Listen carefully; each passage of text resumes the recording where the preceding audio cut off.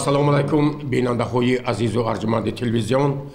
ما همگان در عرفه یکی از جشنواره های فرخنده کشور خورشیدیمان سیمین سالگرد تأسیس یابی حزب خلقی دموکراتی تاجیکستان قرار داریم.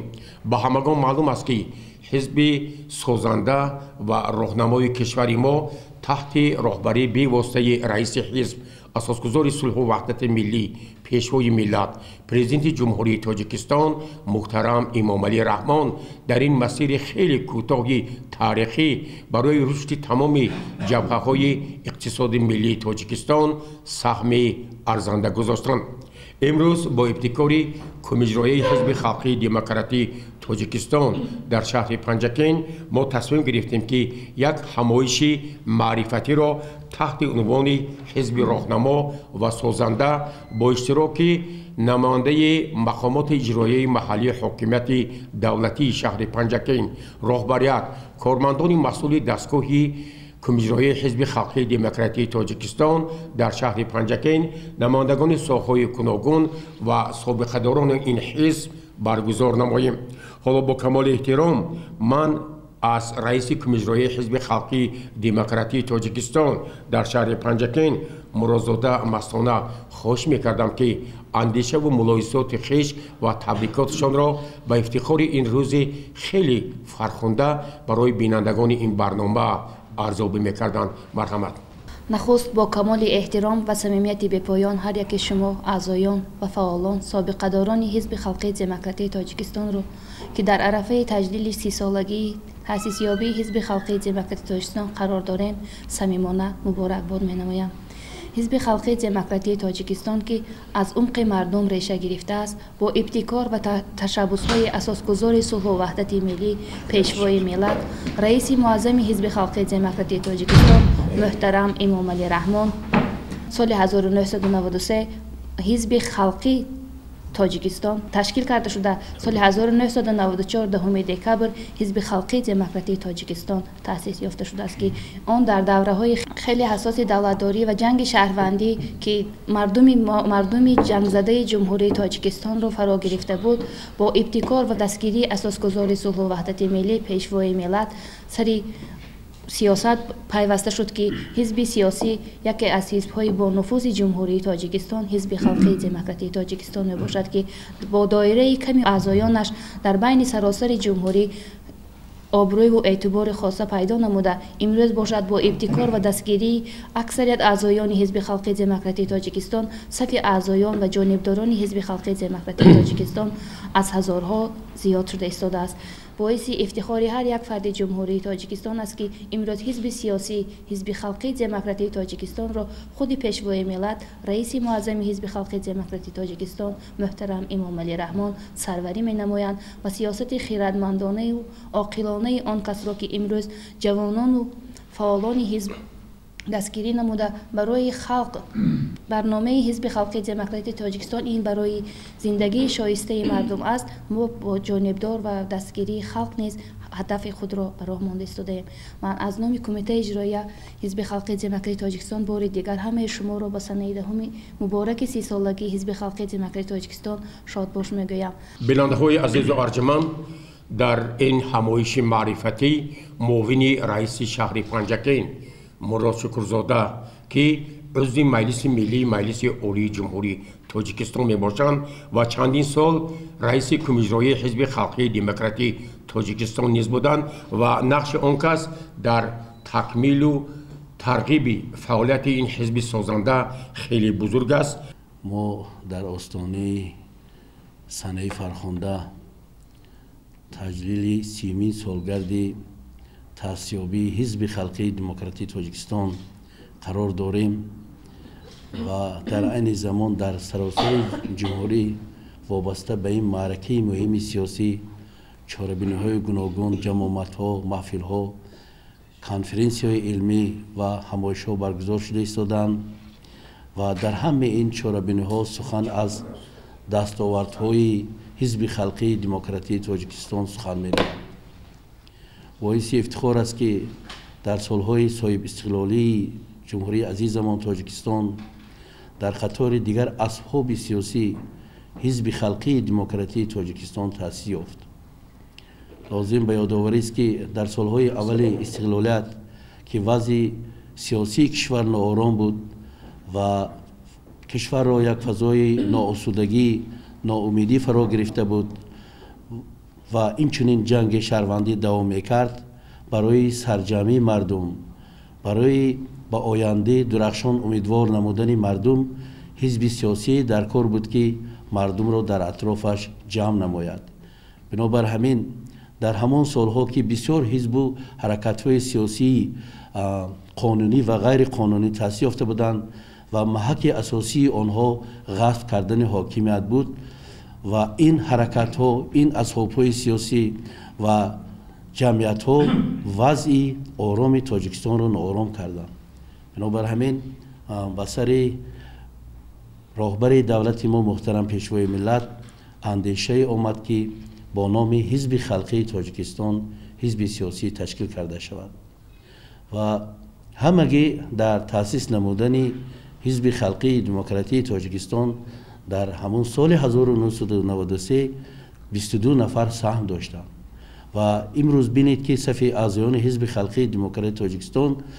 از 600,000 نفر می‌گذرد و خوشبختانه در تمام وزارت‌ها، اداره‌ها، کمیته‌ها، شهر و ناحیه‌ها، تشکیلات و مؤسسه‌ها تشکیلات ابتدایی حزب خلقی دموکراتی تاجیکستان تأسیس یافته است. بعد چند روز با تأسیس‌یابی حزب خلقی دموکراتی تاجیکستان 30 سال می شود. 30 سال در نزد تاریخ آن قطر یک مهلت زیاد نیست، لیکن حزب خلقی دموکراتی تاجیکستان با 30 قدم استوار و عبرت بخش توانست که در آبادانی تاجیکستان، گل شکوفی تاجیکستان و تامین حیات سایشته مردم تاجیکستان سهم ارزنده خود را گذارد. من هم از نام رئیس شهر پنجکین محترم خالقزاده عبدالخالق صنعبر و شخصا از نام خودم تمام اعضایان حزب خلقی دموکراتی تاجیکستان، جانبداران حزب خلقی دموکراتی تاجیکستان و سابقه‌داران حزب را با این سنه مبارک فرخنده تأسیس‌یابی حزب خلقی دموکراتی تاجیکستان صمیمانه تبریک و مبارکباد میگویم. با هر کدام شما تن صحت، خاطر جمع، بخت و اقبال نکو آرزو میکنم. در این برنامه ما 2 نفر بانوهای شناخته شهر پنجکین،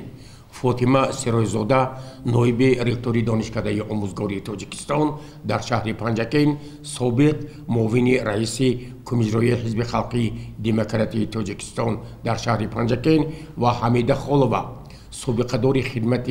دولتی و عین زمان مدیر شعبه کار با سابقه داران حزب اشتراک دارند. من همچون سابقه دار حزب خلقی دموکراتی تاجیکستان افتخار میکنم که رئیس حزب خلقی دموکراتی تاجیکستان جناب عالی پیشوای معظم کشور محترم امام علی رحمان هستم. من یادآور میشوم که 30 سال قبل از این وقتی که حزب خلقی دموکراتی تاجیکستان رو تأسیس میدادن چگونه بود. من در اینجا سابقه داران حزب نشستن، چهره های اینها، گفتار اینها تصدیق میکند که حزب خلقی دموکراتی تاجیکستان با تلاش و زحمت های محترم پرزیدنت کشور چقدر با دستاوردها به دست آمد. من هیچگاه فراموش نمیکنم معرکه های سیاسی انتخابات را که در 2 ساله اول چه خیلی متشنج میگذشت فراموش کرده نمیتوانم. چه خیلی که در طول 30 سال میبینیم 4 هدف استراتژی حکومت جمهوری تاجیکستان چه خیلی عملی گردیده ایستاده است. آبادی، سازندگی. حزب خلقی دموکراتی این یک نیروی همچون ایدئولوژی سیاسی مثلا گیریم در طول تاریخ خود مثلا گیریم همه کارهایش رو به سامان رسانید و اویدی مثلا تحکیم صلح و ثبات، وحدت ملی، رشد اقتصاد و شعار حزب خلقی دموکراتی تاجیکستان زندگی شایسته مردم روز به روز مثلا گیریم آباد و زیبا شده ایستاده است. شورای سابقه داران حزب خلقی دموکراتی تاجیکستان در شهر پنجکین 5394 نفر سابقه داران رو سرجم می نماید که 72 نفر اعضایان شورا دارند من از نام شورای سابقه داران همه شمایان اشتراکداران عزیز را به مناسبت 30 سالگی تأسیس‌یابی حزب خلق دموکراتی تاجیکستان از تحت دل تبریک و تهنیت گفته به هر یک شما تن صحتی خاطر جمعی روزگار آباد می‌خواهم. من همچون اعضای حزب، همچون سابقه دار حزب، همچون زنی که فعالیت مهنتی من بواسطه با فعالیت کمیته شهری حزب خلق دموکراتی تاجیکستان در شهر پنجکند علاقمند بود. افتخارمندم از آنم که امروز من همقدمی 30 سالی حزب خلق دموکراتی تاجیکستان می باشم و راستیگه با یک افتخارمندی بزرگ امروز هر یک صحیفه حزب خلق دموکراتی تاجیکستان رو ورق زنیم. ما به واسطه خدمت های شایان رئیس حزب خلق دموکراتی تاجیکستان محترم امام علی رحمان رو میبینیم و تحت راهبری آن کس ما هم اعضایان حزب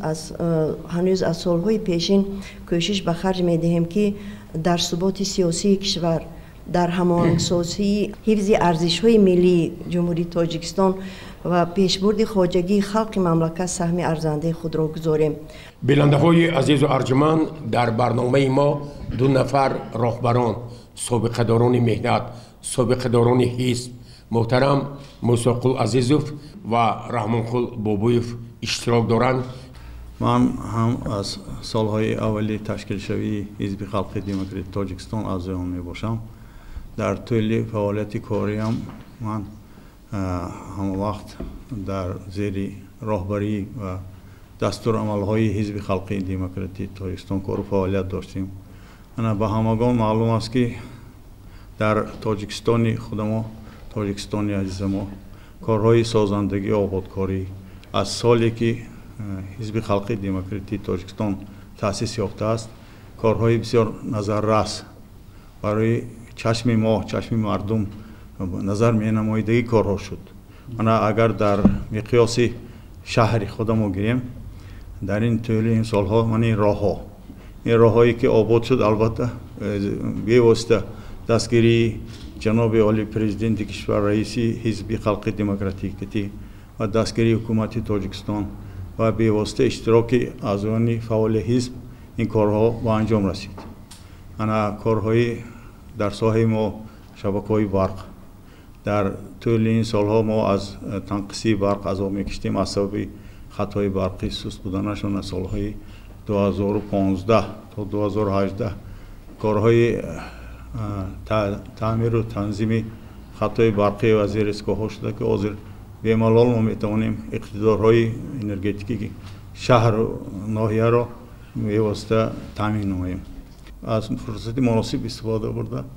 همه اعضایان حزب خلق دموکراتی تاجیکستان، راهبریت حزب خلق دموکراتی در شهر پنجکند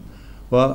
سابقه داران حزب را با این جشن تبریک و تهنیت میگویم و در آینده امید دارم که سابقه داران حزب خلق دموکراتی تاجیکستان نه تنها در مجلس ها بلکه در کارهای جمعیتی و فعالانه اشتراک کنند و از طرف راهبریت حزب خلق دموکراتی نیز نسبت آنها غمخواری ها ظاهر کرده می شود. در حقیقت این حزب که یک حزب راهبری کننده بر شما می رود که با سرداری راهبری محترم جناب عالی رئیس حزب خلق تاجیکستان تأسیس یافت و این حزب 30 سال باز برای مردم شهر و دهات برای تمام تاجیکستان خدمت‌های شما کرده ایستاده است. بیشتر در راه آبادکاری سازندگی در خیر کارها رفته ایستاده است. می‌بینید شهر دوشنبه یک شهرهای بهترین در تمام دنیا به شما می‌رود همین خدمت‌های حزب خلق تاجیکستان است و عاید ارائه قانون‌های تنظیم رسم و آیین‌ها در شهر و دهات در تمام جمهوری که ما اعضایان حزب پیوسته در همین جامعات و بعضی ها شیشتی عاید این قانون بسیار یک گفتگوزارها میکنیم که بیشتر صرفه‌کاری و چیزها مردم با وی گردو در همه جا تینجی آرامی باشد، یک درفهمی باشد. من حاضر در شهر پنجکند بسیار کارهای سازندگی آبادکاری رفته ایستاده. ببینید سیمای شهر به کلی تغییر یافته ایستاده است. ما هم از دان حزب یکی از اعضای حزب سابقه دار در همین کوچی از وی پاونی مچی دراز بخور بینید اگر در همین کوچه با راهبری مولا ظفر یک کوچی بسیار ناآباد و بسیار یک وی بود. ما هم یک جای جمع شدیم و با دستگیری جماعتچگی با دستگیری صاحبکاران و از خود همون محله یک کوشش خیلی زیبا و کشته ساختیم که امروز برای مردم البته خدمت میرسونه. همین خیلی کارهای سازندگی و آبادکاری اگر در تمام گوشه و کنار شهر دیواتم رفتن گردید می‌بینید که شهر ما گل ایستاده است مثل دوستان. برای همین ارزوی حزب خلقی دموکراتیک دعوت به عمل می‌برم که در اطراف پرزیدنت مملکت رئیس حزب خلق دموکراتیک متحد شویم، همین کارهای سازندگی و آبادکاری در شهر دیوات پیش بریم، شهر ما را آباد زیبا کنیم که مردمی از دیگر جامعه آمدگی بیند و گوید که در حقیقت هم تاجیکستان یکی از دولت‌های بهترین، حالا آنکه شهردشان شهر سبز اعلام کردن، یکی از شهرهای بهترین، یکی از دولت‌های بهترین که خیلی خوشروی زیبا هست و مردمش هم مهمان دوست و مهمان هست، همه خیلی تبدیل دهیم. بیننده‌های عزیز و ارجمند، ما حالا تصمیم گرفتیم که رشته سخن را با دو نفر سابقه‌داران حزب، آنهایی که سالهای زیادی در ساحه‌های گوناگون فعالیت پرثمر داشتند پیشنهاد نماییم. توشیبای استاموف سالهای زیادی در اکسپدیسی اکتشاف گئولوژی ماهیان در وظیفه‌های خیلی گوناگون تا سطح معاون سردار این اکسپدیسیا فعالیت نموده، عین زمان هم سابقه‌دار حزب و همزمان رئیس تشکیلات ابتدایی شورای سابقه‌داران جنگ و مهنت جماعت دیهاتی با نام استاد لایق شیرعلی میباشند. برای همگان محمقل عبدالرحمانوف خیلی شناس هستند. این شخص سالهای زیادی در جماعت دیهاتی اماندره در وظیفه‌های گوناگون تا به سطح رئیس جماعت دیهاتی اماندره فعالیت پرثمر داشتند و در این روز خیلی مقدس، در این روز فرخنده که ما 30مین سالگرد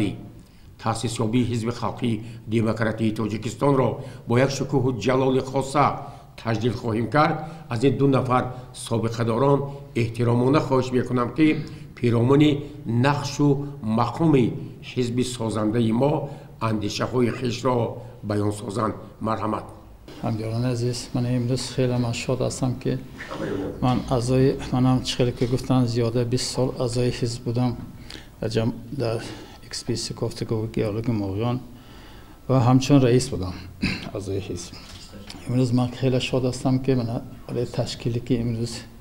جمع آمده سابقه‌داران حزب که در اینجا حضور دارند، من میnnatdار خودم به ریاست میرسانم که رحمت شما. البته به همگان معلوم است که حزب خلقی دموکراتیک تاجیکستان سازنده دنیوی می باشد که بنیادکاری که امروز شده شمرده نمی شود و همگان معلوم است. من خودم فخر میکنم که من اعضای همین حزب بودم و حزب هستم. من چخیلی که اینجا گفته گذاشتن رافیه و که اون زمانهایی که ما اعضای حزب من انتخابات هایی که بود از راه ها محکم بود، من تورقل بودن در اون وقت، ماهیره بودن، هستن از حیات به شکر خدا اونها. البته اون سپارش هایی که از در اساس آیین ما و خدمت هایی که کردیم البته برای کار میکردیم کار آسان بود که راه ها دور باشتم همین وظیفه های ما اجرا کرده بود. من زیاده 20 سال اعضای حزب که بودم، من به نصیب گردانده است که 2 مرتبه سردار دولت پیشوای معظم ملت رو واخوری گرزاندم، در انجمن بودم، در خود انتخابات پرزیدنت اشتراک کرده بودم که امروز ما فخر میکنیم که ما اعضای حزب هستیم. ما جوانای پیشکش میکنیم که آینده برای پیشرفت جمعیت خلق و وطن خدمت آنها انتظار میباشیم همیشه. من همچون اعضای حزب خلق دموکراتیک تاجیکستان که سرور او جناب عالی پیشوای معظم ملت پرزیدنت کشور عظیم امام الله رحمان می باشد، من افتخار میکنم که اعضای همین حزب هستم. هر کاری که همت بسته گردد، اگر خار بود گل دسته گردد. 316 با یگان تا مرد نبود که من هم تو برآمده گوید که من تاجیکستان از این ورطه میبرارم. همه مرد ملت، مرد پیشوای ملت برآمده گفتن که من از همین ورطه تاجیکستان میبرارم. ما سرجم بودیم، سرجم باقی میمانیم و اطراف همه آدم برای آباد کردن تاجیکستان، برای گلگشکوان تاجیکستان سهم خود را میگذاریم و همه شما نه با 30 سالگی حزب خلق دموکرات تاجیکستان مبارک میگویم. در پایان همایش معرفتی با افتخار 30مین سالگرد تأسیس یابی حزب خلق دموکراتی تاجیکستان از نام کمیته حزب خلق دموکراتی تاجیکستان در شهر پنجکین به چند نفر فعالان حزب سپاسنامه ها تقدیم گردید.